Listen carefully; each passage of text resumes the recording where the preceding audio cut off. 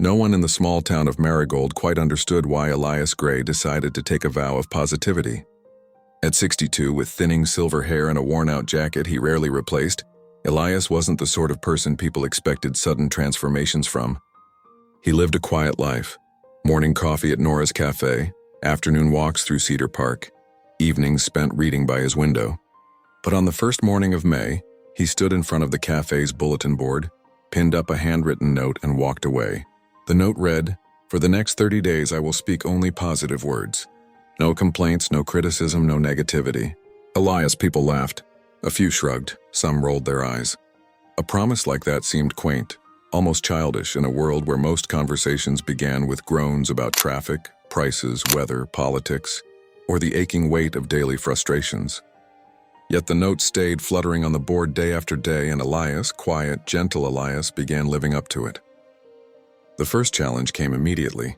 As he entered Nora's cafe, Jim Harlow, who enjoyed poking fun at everyone, called out, "Hey Elias, making announcements now? Planning to start a church of happiness?" The cafe erupted with chuckles. Elias smiled, not the forced kind, but the warm, steady smile of someone who had already decided how he wished to live. "No church," he said, "just practicing gratitude out loud. I think it'll do me good." Jim scoffed, but there was something disarming about the calmness of Elias's tone. He sat down with his usual black coffee and blueberry scone and simply said, "Nora, every morning you make this place feel like home. Thank you." Nora, who had always been strong and unfazed, felt her eyes soften. "You're welcome, Elias," she said almost shyly. By day 5, people noticed. Elias no longer said things like, "It's too hot today," or "My knees are killing me." Instead, he said, "The sunshine feels generous today, and my knees remind me I've lived many years worth remembering." His words were no longer reactions, they were choices. Slowly, conversations around him shifted. When others tried to complain, they found their own negativity reflected against the gentle mirror of his optimism. The contrast made their words sound unnecessarily heavy.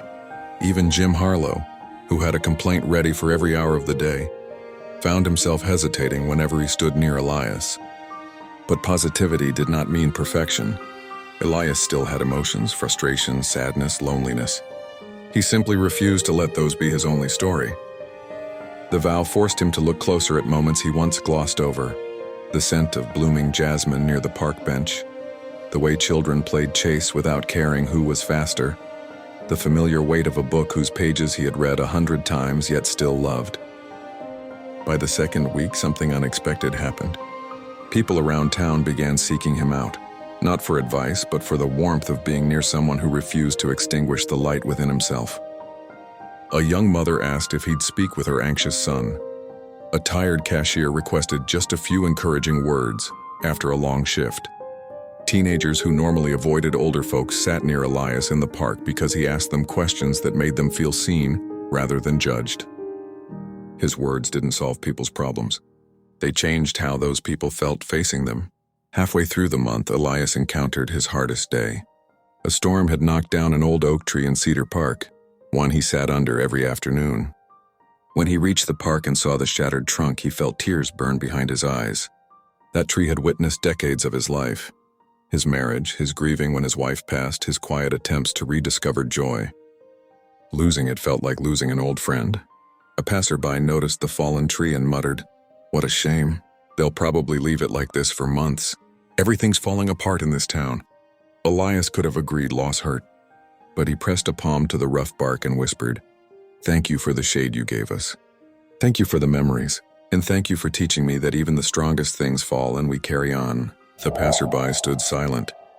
He'd expected a shared complaint, not gratitude spoken with reverence. That night, Elias sat by his window, reflecting on everything the vow was teaching him.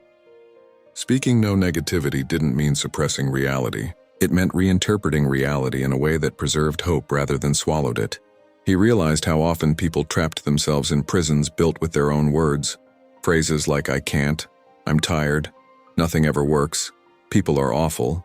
Statements that slowly hardened into truth simply because they were repeated so often.